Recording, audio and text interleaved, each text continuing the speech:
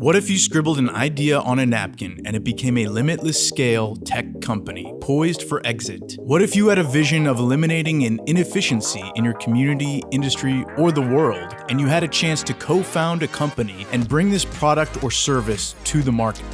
What if we could positively impact every social issue with tech? 10x Tech Tank is the #1 daily show for everything tech entrepreneurship. And whether you are technical or not, you will learn, be inspired, and witness transformation in the making. People will share tech ideas on napkins. People will showcase minimum viable tech products. People will explain their cash-flowing tech companies looking for acceleration. And if the person is right, and their idea is right, and the market is right, and the business model is right, then there's a great chance you will witness some serious magic. We are on a mission to build, scale, and sell 10,000 tech companies in 10 years. And we invite you to make history with us. Together, we achieve more.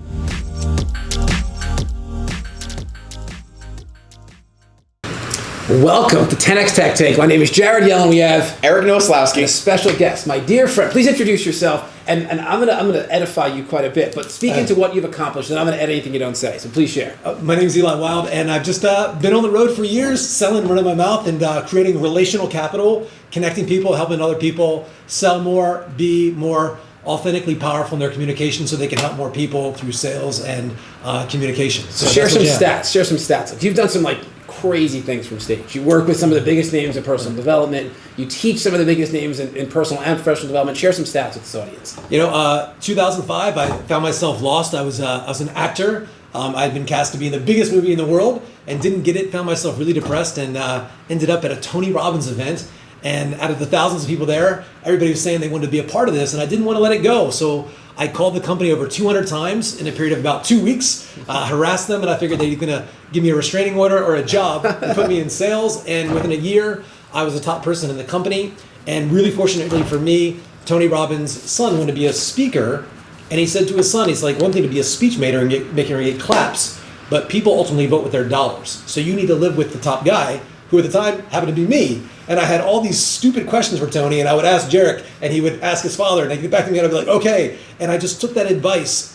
He's getting off the phone with Bill Clinton and some of these really successful people, and I just absorbed that advice, and I put it into my daily action, and I worked on everything relentlessly for, off and on for about 10 years with Tony. We're still friends, and because of that, I've gotten to speak and train using a lot of his methodology on uncovering human needs and persuasion to some of the biggest companies out there like Salesforce.com. I've trained over 3,000 companies and really using a deeper understanding of human psychology and needs to connect with people and sell them stuff. And so because of that, I became the top person in the industry. Tony actually created an award based in my performance. And a few years ago, as this coaching space has just blown up, people didn't want to rely on scripts and canned rebuttals.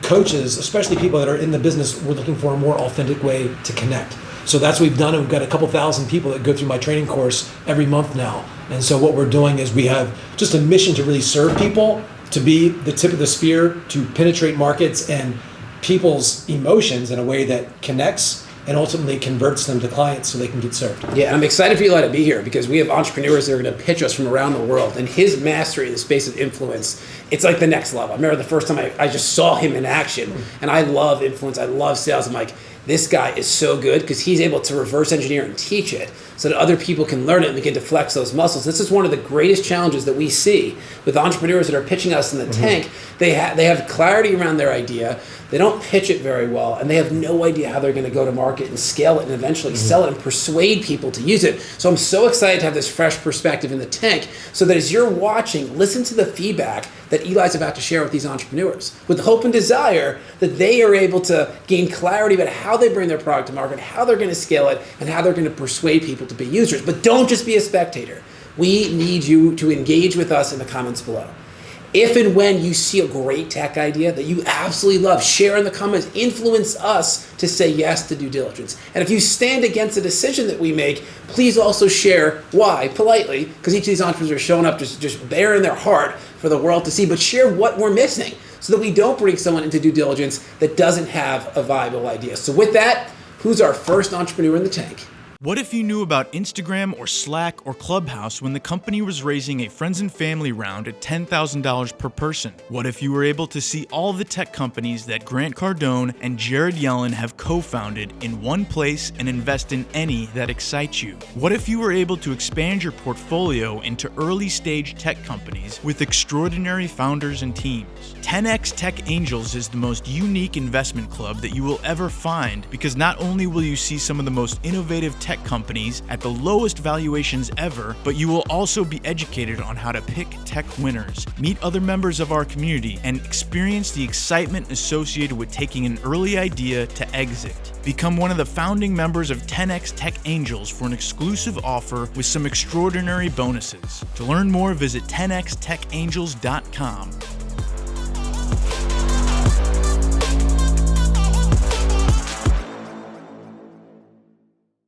All right, we are back in the tank with another entrepreneur. What is your name and where are you calling from?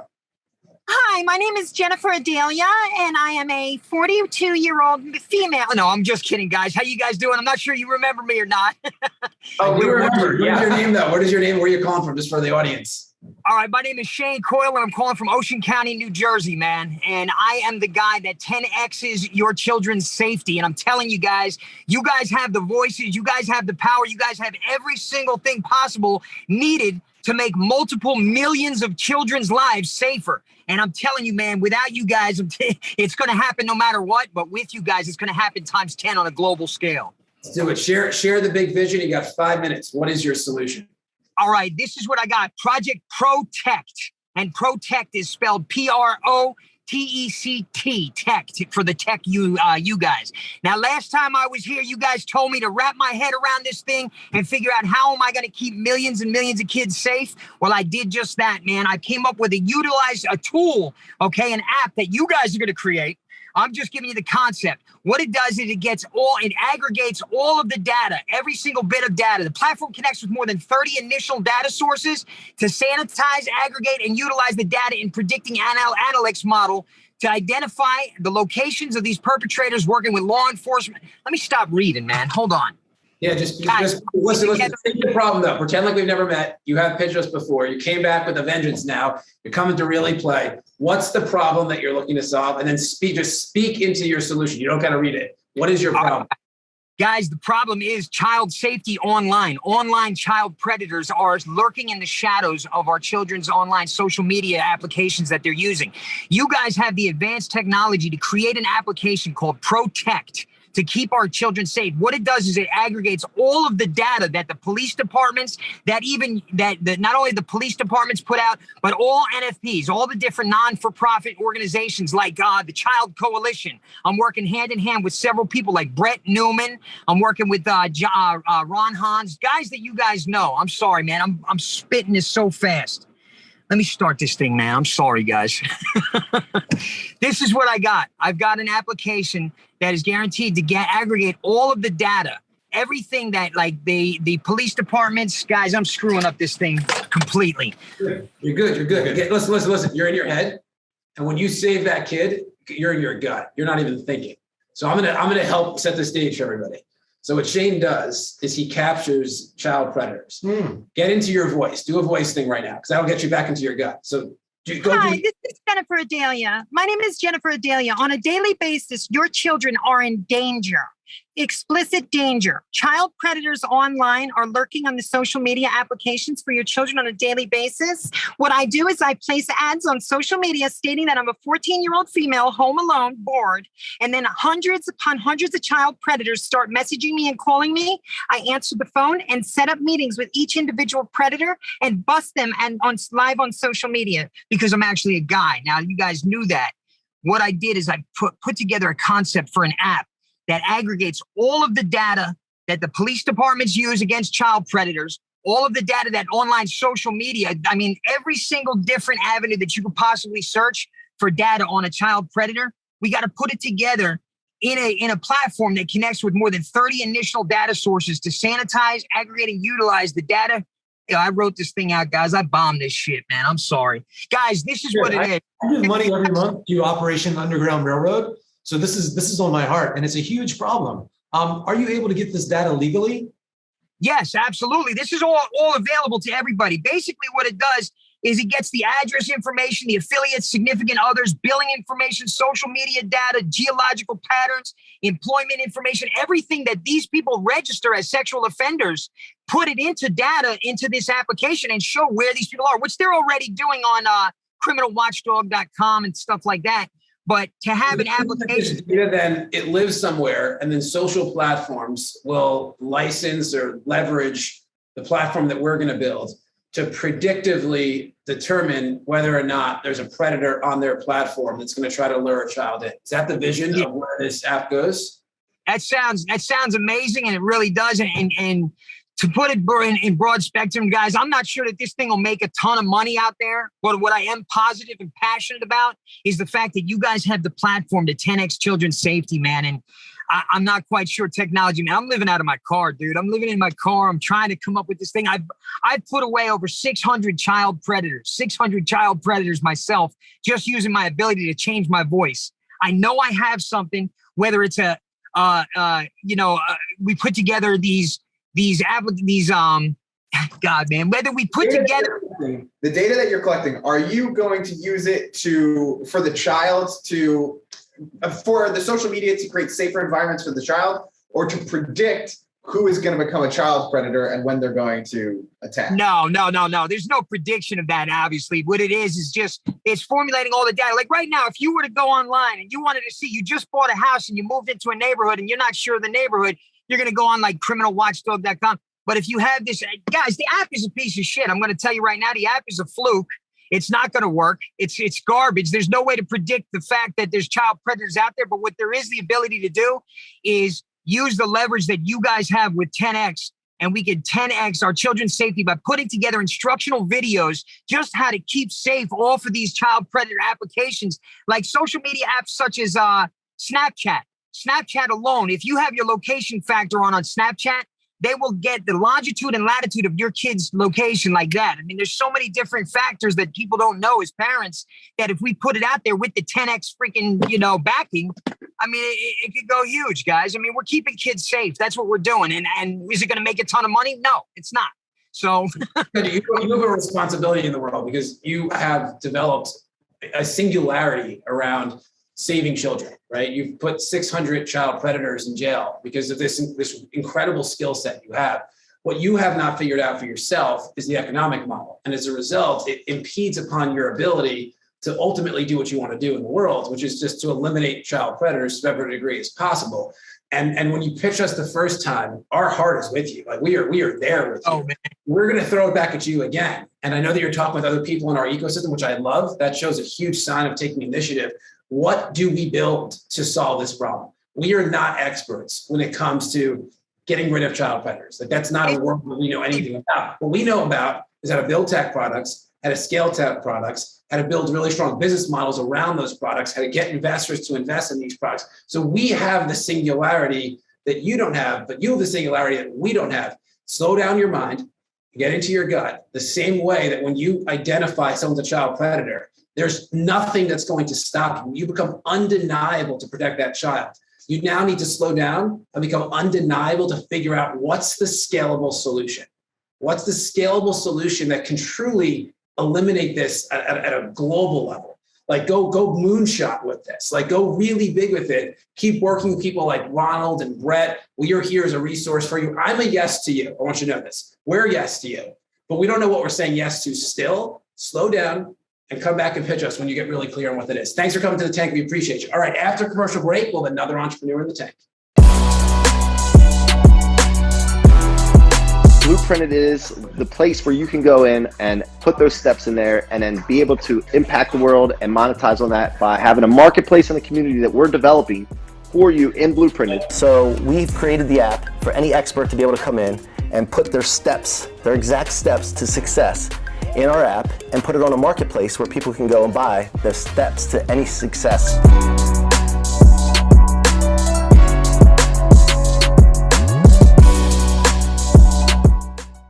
All right, we are back from commercial break with another entrepreneur in the tank. What is your name and where are you calling from? My name is Michael Hudson. I'm the CEO and founder of a company called BitStocks, and I'm calling in from London, UK. Awesome. Thank you for being here all over from the UK. You have 5 minutes. Please share your big tech idea. Thank you. Thank you. All right, let me share my screen. My screen? Yep. Yes, we can. All right, amazing. Okay, so I've spent the last 3 years with my team building a financial operating system for the metaverse on top of Bitcoin. We've called that operating system Gravity, Gravity Eco. And the whole philosophy behind our approach is to enable the world to create, build, and earn in the metaverse.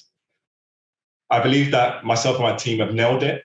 And I believe that over the next 3 years, that we will achieve a minimum £1 billion valuation, which is a 27.7x on what our present valuation is today at 36 million. So this is how we're going to go about doing it.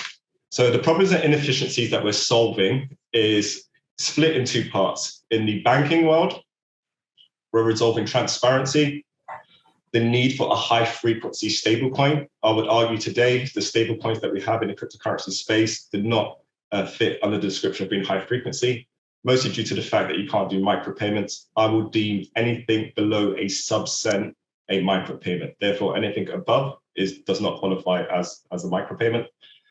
Truly, what banking is in a new world is to enable people to protect their property rights and also user privacy. So our tech really is a Swiss banking 2.0 because we've implemented it on top of the blockchain, and how we utilize the blockchain enables user privacy as well as us adhering to our AML KYC requirements and our compliance requirements, and resolving the fiat direct wrap or Bitcoin SV as an asset.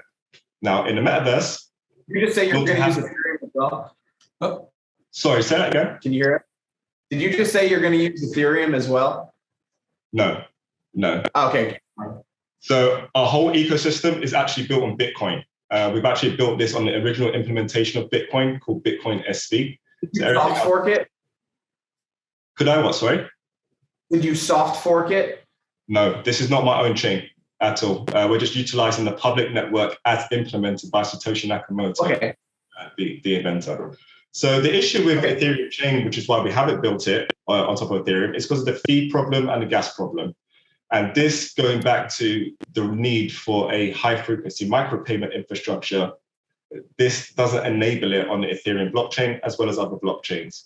So the metaverse, we also need to resolve the need for attaching your identity to your interactions. So allowing businesses to actually minimize the AML KYC risk when dealing with assets such as NFTs within the metaverse. And also to do this in a zero dependency environment. So again, the reason why I don't utilize Ethereum or other effectively plumbing systems is because they have a lot of dependencies. So they're layer 1, layer 2. Our technology is layer 0, it's industry first, meaning that if my infrastructure goes down, you do not lose access to your assets, going back to my prior point about enforcing property rights. And also, we're going to do this in a zero carbon environment, which is, again, another reason why I can't utilize Ethereum as my underlying protocol because of the very high energy consumption considering its output. So our solutions as to how we address these challenges is a circular economy. I had to go out over the last 3 years and effectively build a financial banking-like infrastructure in order to enable this frictionless environment in the metaverse. So we've got 3 components. We've got Gravity Money, which operates like a online mobile bank application, but integrated with the blockchain, and also utilizing technology such as stablecoin technology to bring high-frequency micropayments into a banking environment. Our NFT marketplace, this is our OpenSea competitor. So this will enable us to showcase the third component of our ecosystem, which is Gravity ID. Gravity ID effectively operates like MetaMask, what people are using today for the metaverse, but it has properly curated view for your NFTs, and it resolves your identity issue. The reason why ID is so important, because what every blockchain is there to do is not just to log interactions between users and machines, you give a timestamp. A timestamp has to have meaning by also assigning identity. It's to say, not only did I own that asset, I own that asset at this moment in time, and I can prove it. Attaching ID to your metaverse passport enables you to keep track of your property and enforce your property rights at frequency. So could we only have 5 minutes, so we're going to jump in now. So could you speak into in the beginning of the pitch, you said that you had a $32 million valuation. Could you speak into how, yeah. 36. Could you speak into how you got there? What's been the journey so far? Yeah, sure. So it's 36 million GBP. So I bootstrapped the business myself 7 years ago with 100,000 GBP of my own savings. And we done a crowdfund value market raise in January last year at a £36 million valuation, and that was just on our core business. We raised through the crowdfund. We raised 1 million GBP. And was that an ICO or was that a classic crowdfund? A classic crowdfund. We've never done a token offering or an ICO. In fact, we stayed away for that just for reputational reasons. And everything that we've built, we've done it proprietary. I now have in my possession the best token technology in the world, bar none. And I was hoping at the end of this slide to actually demonstrate my token technology to you by showing you that my tech can do something that no other CEO within the crypto space can boast right now. How long does it take to demo it? 30 seconds. I quickly just jumped to that second. Demo right now. Go for it. The exclamation point on the pitch. Yeah. Cool. Right. Great job, by the way. Congratulations with what you've done so far. Really cool. Thank you, guys. Right, let me switch the screen. Right, can you see the demo screen? Yeah, we see your screen. All right, awesome. Okay, so let me quickly explain this, what you're seeing. Okay, so what you're seeing in the top left-hand corner is the stats, the amount of transactions I'm about to generate, the amount of NFTs I'm about to generate from those transactions, the total amount of data I'm uploading to the blockchain, the expense, and what you have in the middle is just a throttle bar to show you how much tokens per second I can generate. Bear in mind, going back to your question on Ethereum, Ethereum can only generate 30 transactions a second, and that's for the whole world. In the bottom left, and the most important, is going to be the CO2 log scale. For the demo that I'm about to do, how much CO2 would it produce on the other respective blockchains in comparison to my technology? So if I just quickly type in a token name, so let's go 10x, token symbol 10x, and I'm going to do 1,000 NFTs and 100 different type of NFTs, so 1,000 by 100. And I'm going to hit mint. So now generating at 2,900 tokens per second. And we've just done 100,000 NFTs live, 338 kilobytes of data uploads to the blockchain. And it cost me $168 total. So that would be 0.001 cents per NFT. I just generated 100,000 of those in the sake of a 10-second demo. Ethereum cannot do this. So I can now approach companies such as airlines and I can say, hey guys, why don't you NFT every single one of your airline tickets? It's now economically viable to do so. And the CO2 cost of my demo on my tech is 0.003 cents for that demo. On Ethereum alone, the CO2 cost is $313. That's before you factor the transaction. Last question, I just got to get in. How is this different than what Ripple is doing with XRP? So their infrastructure is layer one, meaning that you are relying on their server or infrastructure in some way or shape or form, and your data isn't truly on the blockchain being enforced by the mining system. Also, Bitcoin as a system is very battle tested in terms of being regulatory compliant. I know this is the boring thing no one in the crypto space likes to speak about, but I'm not an anarchist. I believe that we need to have regulatory compliant underpinnings for how we build our infrastructure, and Bitcoin is the most regulatory compliant infrastructure. So there's a variety of reasons as to why, but most importantly, it's all about bandwidth. At the end of the day, no one else in the world can do what I just showed you. And I can guarantee I can stand by that statement. They can't do what I just showed you. What's your most significant need? Like you showed up today to pitch us, you did an excellent job. You gave us the exclamation point just now, which is really impressive. What's your need? Are you looking for a team to accelerate development? Are you doing another fundraise, looking for an investment? Are you looking for promotion? Is it a combination of that? What's the most significant need that you have right now? Yeah, we're in acceleration stage right now. We've got the technology, but only I need to scale up my team before I can responsibly relaunch my NFT exchange and my key products. We have a lot of celebrity interests who want to launch with us with our NFTs. So we need capital. And also I need a great access book because the NFT driver behind our business allows us to speak with many different industries, and I want to speak to them. What's your capital need right now? If you were to raise capital right now, how much money do you need? 3.6. So $5 million is what we're asking for right now, and that allows us to hit our roadmap the way that we intend to this year, and being able to raise that by the end of Q1.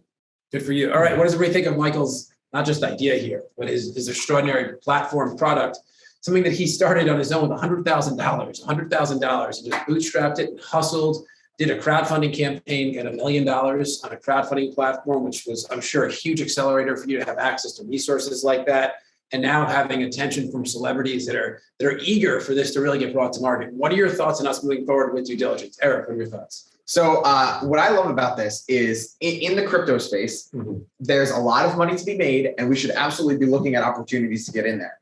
But what I love about this is we're not like those gold miners looking for gold right now. What he's doing is he's selling shovels to those gold miners, and he's selling the pickaxes and the utility of people to go hunting for that gold, which is, I think, the place that we need to be in. And so for that reason, I'm a yes to go forward and do that. That is your quote of the episode right there. That's very quotable. Tiffany, quote that one up. What are your thoughts on next steps? I love it. I had a friend walk me through a transaction last night. We use AVAX, which is really clean, really nice, but the platform, the way that everything is put together in one place, I've never seen anything. And the whole concept, eco, ecologically sound, good for the environment. I like what you've done here. Congratulations. Beautiful. Awesome. Yeah, Michael, you are extraordinarily impressive. I mean, for everybody watching too, like, I don't want you to be intimidated by what Michael showed up with today. So even if you got an idea on paper, you still want to come. But for those that are at the stage that Michael's at, looking for acceleration, looking for investment, looking for team, looking for a promotion, looking for attention, bro, you did a great job. I definitely want to move forward to do due diligence with you. Great job today. Appreciate you coming to the tank. All right, after commercial break, we'll have another entrepreneur in the tank. This is the great secret of my life. The thing that has made me is one word. Dude, this thing is so big. It's about the 10X movement.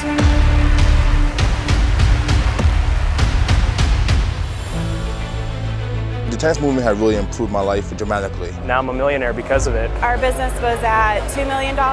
This year we're on projection to do $25 million. Our revenue went up 29%. We've already got our tickets for next year as well. Before we even started, I could go home right now and I got my money's worth.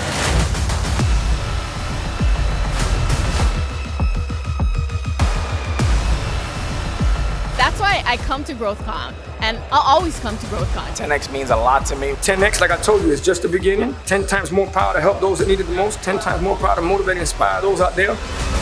Give him a 10X!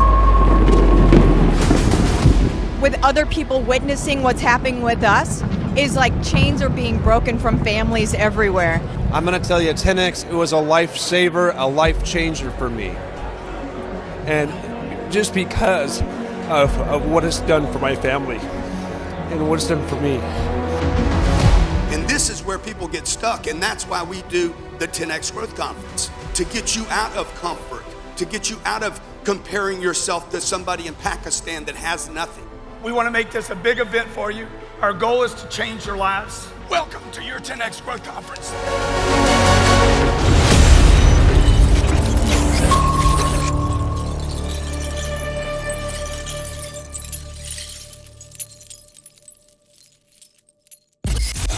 There you have it. Another 10X Tech Tank with entrepreneurs sharing their vision, sharing their hopes, sharing their dreams from around the world. What did you think of this experience? You see literally people from everywhere sharing their visions. What are your thoughts? We got people from Texas, from the UK, from India. So amazing seeing people show up with their ideas, and it's really amazing for all of you watching to see the preparation that went into some, the lack of preparation in others, people not asking the right questions, people distracted, not prepared, and some people really bringing their A game. So if you have an idea, you really got to see something here today and how you need to show up. Yeah, your quote today was pretty fire, man. Do you remember it? Oh, the yeah. metaphor. Talking about, when you get into these new industries, there's often a gold rush. And what you want to do is you want to be selling shovels to gold miners, and you don't want to be going for the gold rush. Yeah. So selling the utility instead of the vision is always better. I love when E-Penny drops some fire. Yeah, exactly. I love it. Listen, thank you so much for being here. We appreciate you. And one of the things we talk about all the time is this is not a spectator sport. We want you to step into the tank. We want you to take that idea that you scribbled on a piece of paper that you put in your wallet because you're not taking yourself seriously enough to pursue it, and we want you to pursue it. We've created an environment for you, a conduit for you, a platform for you that's safe. So there's only one thing to do right now. Take that paper out of your pocket before it completely fades and you forget the idea. Head over to pitch10x, the number 10, pitch10x.com, and submit your idea. Let our idea review committee just go through it. Maybe there's something there, and when there's something there, we're going to invite you.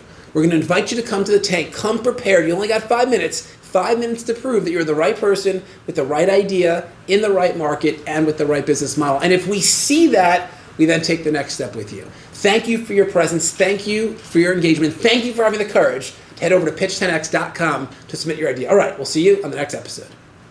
Which napkin will become the next exit? Which MVP will evolve into a unicorn? Which cash-flowing tech company will reach the next level? Our hope and desire is that it's yours. Your idea, your MVP, your cash-flowing tech company. Now is your time. Head over to 10xincubator.com and submit your idea so that you get on the tank and give us the chance to transform your napkin into an exit. That's 10xincubator.com. That's 10xincubator.com. Let's go.